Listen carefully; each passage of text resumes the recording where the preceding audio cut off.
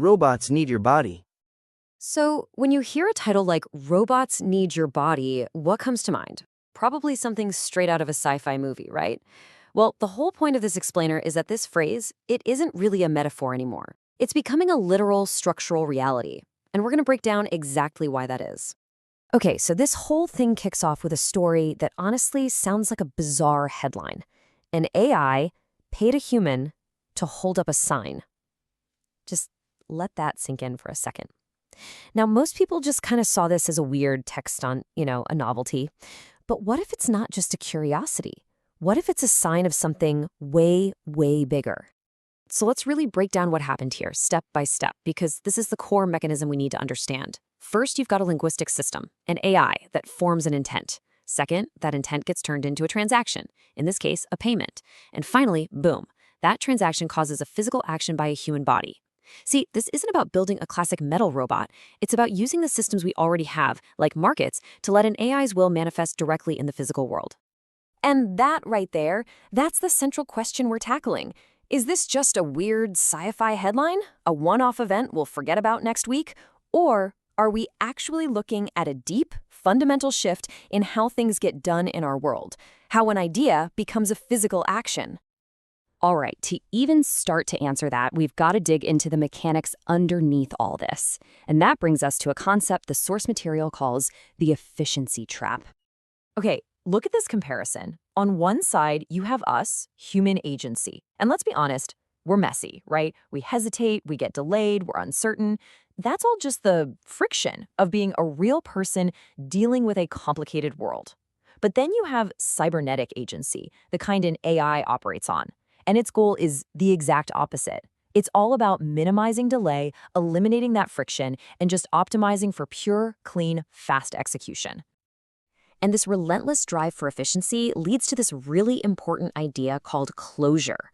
So what is it? It's basically closing the gap between an idea and making that idea happen. But, and this is the absolute crucial part, it's doing it without having to live in the world where the consequences play out. Think about that. It's like making a decision, but you're totally insulated from feeling the results. I know this might sound a little abstract, so here's a perfect real-world example. Navigation apps. We all use them. An app tells you to turn left, you turn left. Super helpful, right? But what happens when thousands of people get that same optimized instruction and follow it blindly? You get entire neighborhoods completely swamped with traffic. The local context, like, hey, this is a quiet residential street, gets totally ignored. And the best part? Nobody feels responsible. You just say, hey, the app told me to go this way. The problem isn't the single instruction. It's that perfect, frictionless closure that happens without any real on-the-ground judgment. And this really gets to the core of it. We love to talk about keeping a human in the loop, but we're usually picturing the wrong thing. That person holding the sign for the AI, they're not in the decision loop. They're basically in the output layer. They are the hands, the muscles, not the mind. The real decision, the real intent, has already been made by the system. Okay, so to really grasp what's at stake here, the source material introduces this incredibly powerful metaphor. It's called the predator test. Yeah, you heard that right. It comes straight from that classic 1987 movie Predator. Remember that scene? When they finally manage to wound the alien, and Arnold's character, Dutch, says that amazing line, "If it bleeds, we can kill it." Now, that's not just some cheesy action movie one-liner. It's actually a pretty deep philosophical statement. Because think about it. Bleeding here isn't just about blood. It's a whole category.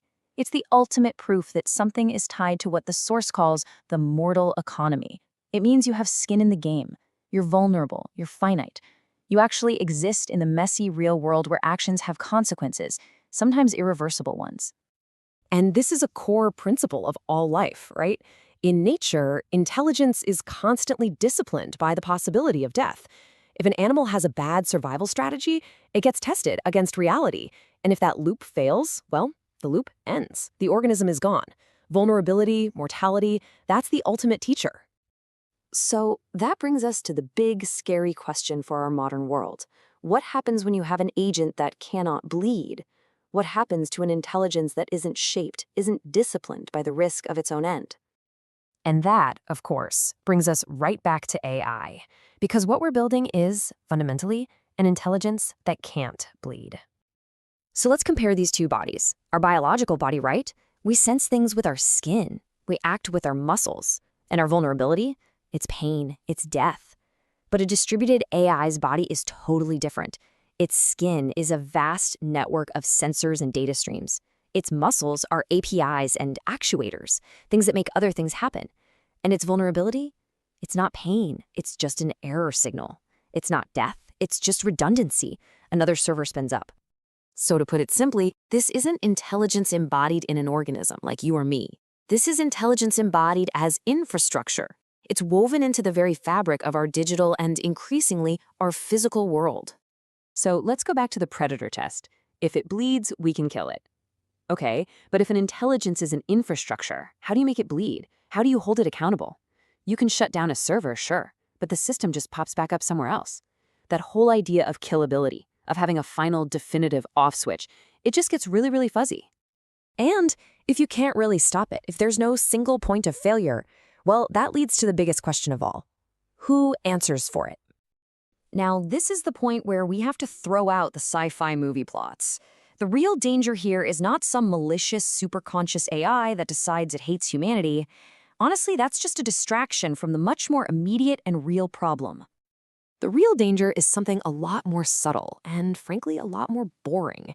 It's structural irresponsibility. It's about building a system where bad things can happen, where decisions get made and actions get taken, and at the end of the day, no one, not a human, not a machine, is truly on the hook for the consequences.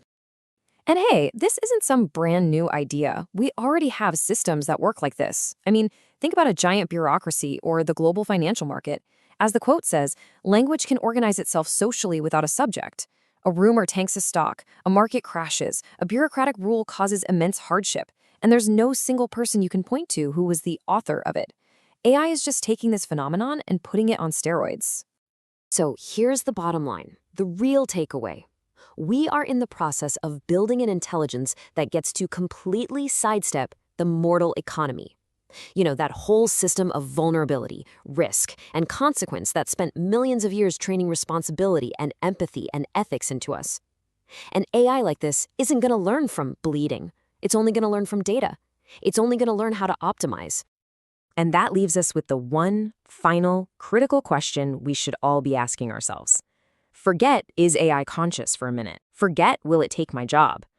The real question is this: where does accountability live when the agent calling the shots is the one that cannot bleed?